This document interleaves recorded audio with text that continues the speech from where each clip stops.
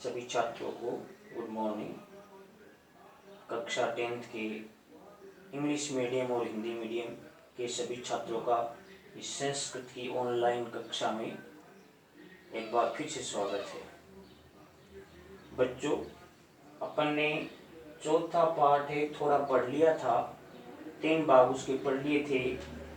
आज अपन उसी के आगे यानी चौथे पाठ का जो अगला भाग है वो पढ़ने जा रहे हैं। बच्चों, तीसरे भाग में अपन ने ये पढ़ा, जब तापसी ने ये कहा कि ये ऋषि का पुत्र नहीं है, जब राजा ने ये कहा कि ऋषि का पुत्र है, तो तपस्वी ने क्या कहा था कि ऋषि का पुत्र नहीं है। तो राजा ने क्या कहा था कि इसकी जो आकृति है, इसका जो चेहरा है, वो ये बताता है कि ये ऋषि का ही पुत्र है। दूसरा, राजा ने ये भी कहा कि स्थान विशेष के कारण विश्वास के कारण से ये बालक है वो ऋषि का पुत्र ही है, क्योंकि वो आश्रम था इसलिए वहां ऋषि पुत्र ही हो सकता है, ऐसा राजा ने कहा था। बच्चों, इसके आगे अपन चौथा भाग पढ़ रहे हैं, ठीक है। यहां से देखो, राजा बालकम उपलालयन, उपलालयन का मतलब है बालक को लाड प्यार करते हुए।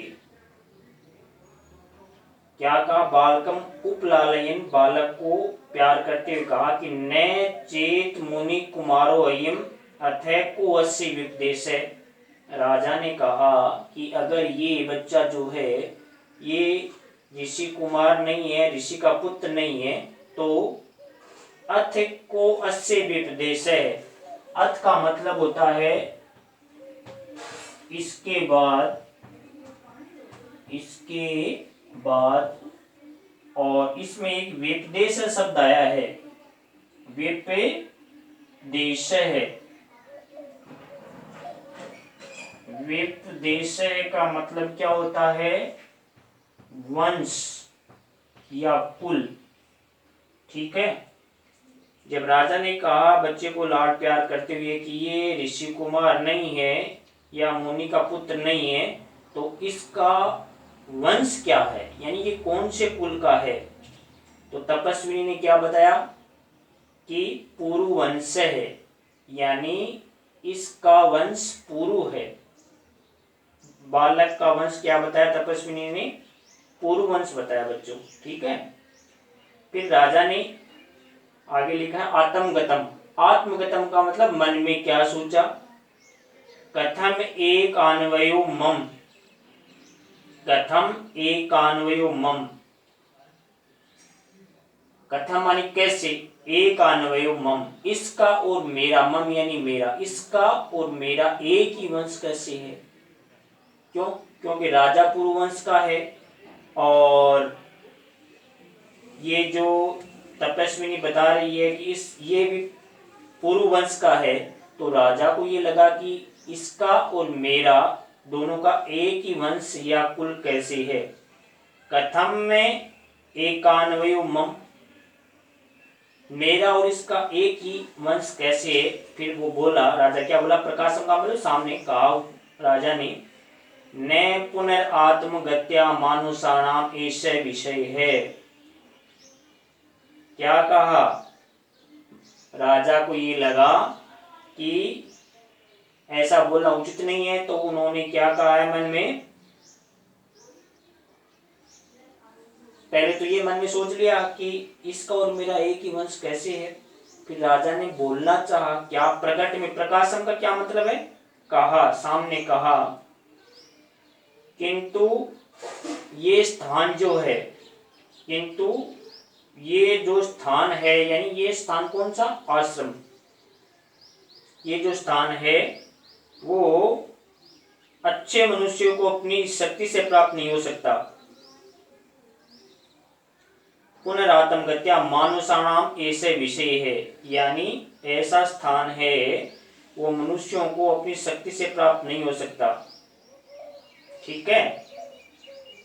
न पुनरात्मगत्या मानुषाणाम ऐसे विषय, दूसरा इसका अर्थ ये है कि अच्छे व्यक्तियों को इस प्रकार का विचार करना या इस बारे में जानना अच्छी बात नहीं है या शोभा नहीं देता। ठीक है, इसके दो अर्थ हैं। ठीक है, तो तपस्विनी ने क्या कहा था आपसे, कही यथा भद्रमुखो बनती।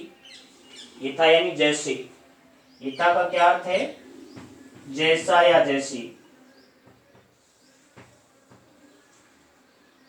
यथा भद्रमुखो भणती, भद्रमुखा मतलब महाशय, भणती यानी कहता है या कहते हैं, जैसा महाशय आप कहते हैं। अप्सरे समंदेन अस्य जननी यत्र देव गुरु तपोवने प्रसूता। अप्सरे, अप्सरे का मतलब अप्सरा, नाम क्या अप्सरा का, मेनका। ठीक है, अप्सरे है समंदेन अस्य जननी अत्र, जननी अत्र का विच्छेद करोगे तो जननी प्लस अत्र बन जाएगा।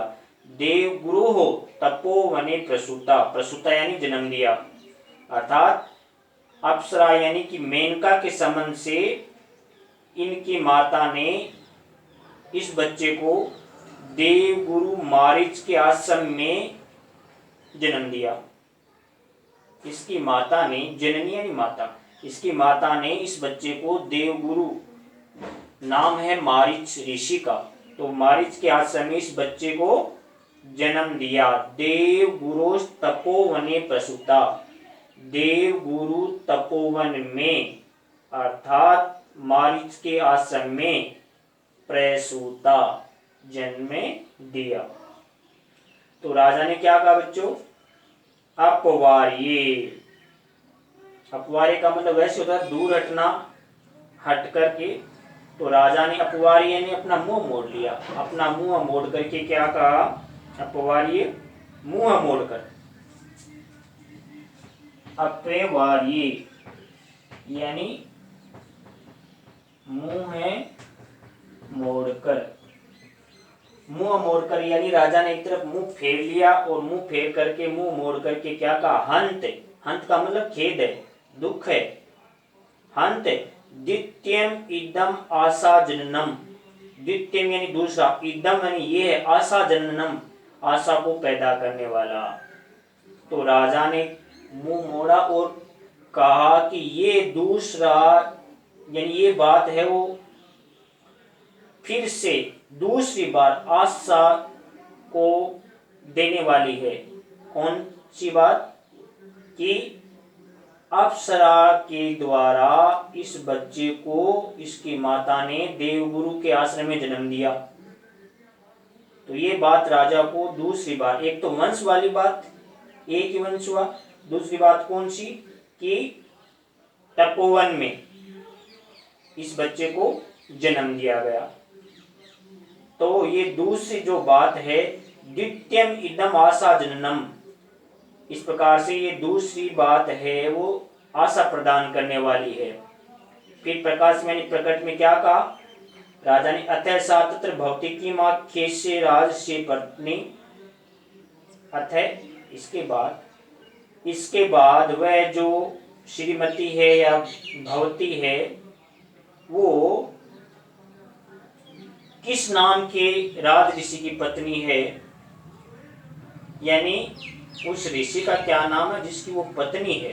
तो तपस्विनी क्या कहती तापसी, कैस्तस्य धर्मदार परित्यागिनो नाम संकीर्तयितुम चिंतिष्यति। तो तपस्विनी ने साफ कह दिया, कैस्तस्य धर्मदार परित्यागिनो, यानी जिसने अपनी धर्मपत्नी का परित्याग कर दिया या उसको छोड़ दिया, उस राजा का नाम लेना कौन चाहेगा, कौन सोचेगा।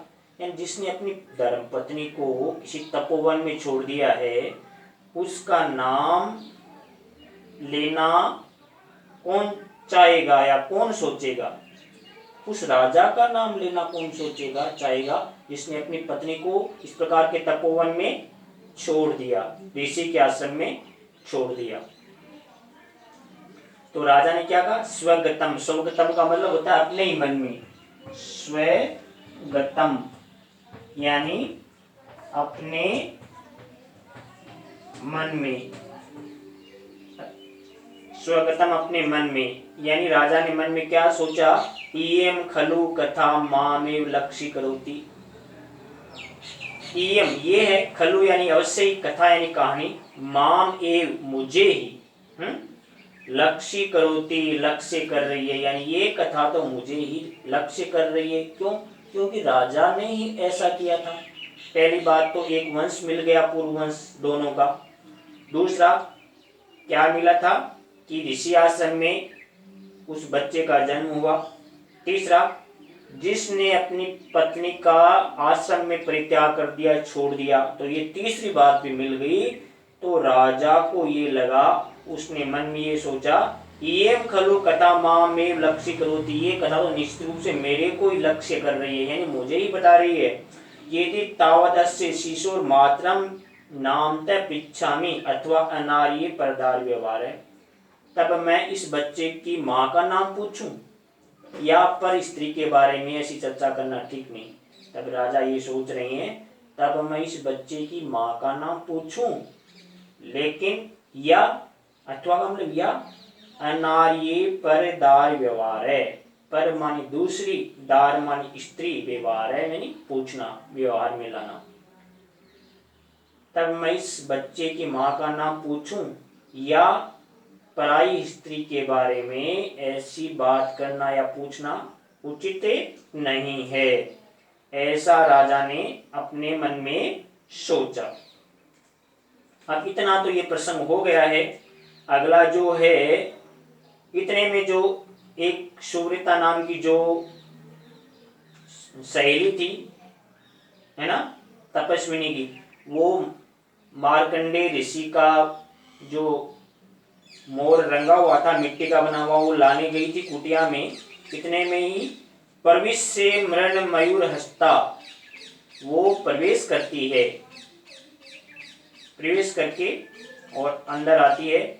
मृणमय यानी मिट्टी का, मयूर हस्ता यानी हाथ में मिट्टी का मोर लिए हुए वो शुभ्रता आती है। तो ताप से क्या कहती है, सर्वदमन शकुंत लावण्य प्रेक्षस्व। तो तपस्विनी क्या कहती है, यह सर्वदमन शकुंतल पक्षी की सुंदरता को देखो। उसने शकुंतल पक्षी नहीं बोला है तो वो पक्षी मिट्टी का मोर है। ये बोला सर्वदमन शकुंत लावण्यम प्रेक्षस्व, शकुंतल की सुंदरता को देखो। शकुंतल की सुंदरता देखो, यानी वो जो मिट्टी का मोर था उसका नाम है शकुंतल, पक्षी का नाम है वो, ठीक है, मोर का नाम है। तो शकुंतल की लावण्यम, लावण्यम का क्या मतलब होता है, लावण्यम यानी सुंदरता को, प्रेक्षस्व यानी देखो, कि हे सर्वदमन शकुंतल पक्षी की सुंदरता को देखो। तो बच्चे ने क्या कहा, स दृष्टि क्षेपम कुत्र वामम माता, दृष्टि नजर फैलाते उधर, वह मेरी माता कहाँ है, यानी शकुंतल नाम लिया तो बच्चा ये कह रहा है कि वह मेरी माता कहाँ है ना, यानी बच्चे को पता है कि उसकी माता कौन है। तो शकुंतल के नाम से वो बच्चा चौंक रहा है, वो कह रहा है कि वह मेरी माता कहाँ है। अब उबे क्या करे, उबे का मतलब ये दोनों क्या करिए, नाम सादृश्यन वंचितो मातृवत्सल है, कि नाम की समानता के कारण से वंचित मानी ठगा गया, मातृवत्सल है, नाम की समानता के कारण से, माता से मोह रखने के कारण से यह बालक धोखे में पड़ गया, यानी ठगा गया। तो द्वितीय क्या कहती है, वत्से अस्य मृतिका मयूरस्य रम्यत्वं पश्यति वणितो असि। अरे पुत्रे, मैं तो इस मिट्टी का जो मोर है उसकी सुंदरता को देखने के लिए मैंने तो कहा था, यानी नाम शकुंतल बोला ना, शकुंतल उस बच्चे की माँ का नाम है, और उसने ये कहा कि शकुंतल की सुंदरता को देखो। तो बच्चे को ये लगा कि अपनी माँ के बारे में कह रही है, तो बच्चे ने कहा कि मेरी माँ कहाँ है, ठीक है। तो वो बता रही है कि मैंने तो इस मिट्टी के मोर की सुंदरता को देखने के लिए कहा था तुम्हें।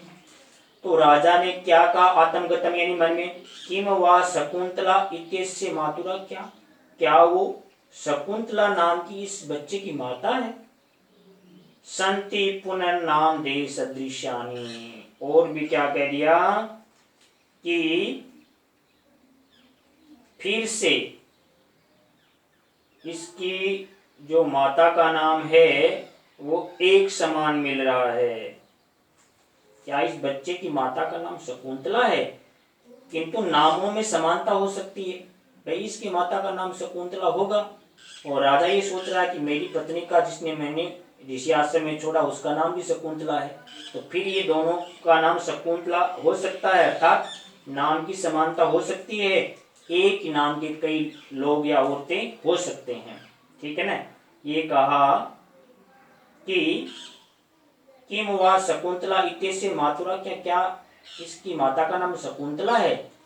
पुनर्नाम दे सादृश्यानि, या फिर एक प्रकार के नाम या एक जैसे नाम कई हो सकते हैं, ज्यादा हो सकते हैं। तो बच्चों आज अपन इतना ही पढ़ लेंगे और मैं अगले पीरियड में आपको ये बता दूंगा। तो ठीक है बच्चों, आपन को जितना मैंने पढ़ाया है उसको एक बार फिर से पढ़ लेना। पाठ बड़ा ही अच्छा है। शकुंतला अभिज्ञान शाकुंतल जो नाटक है उसमें से लिया गया बड़ा रुचिकर पाठ है, तो आपको ध्यान से पढ़ना, समझ आ जाएगा। ठीक है बच्चों, वीडियो देखने के लिए आप सभी का धन्यवाद। चैनल को लाइक करिए, सब्सक्राइब करिए और बड़ी रुचि के साथ पढ़ें। ठीक है बच्चों, आप सभी का बहुत बहुत धन्यवाद। आपका दिन मंगलकारी रहे बच्चों। धन्यवाद।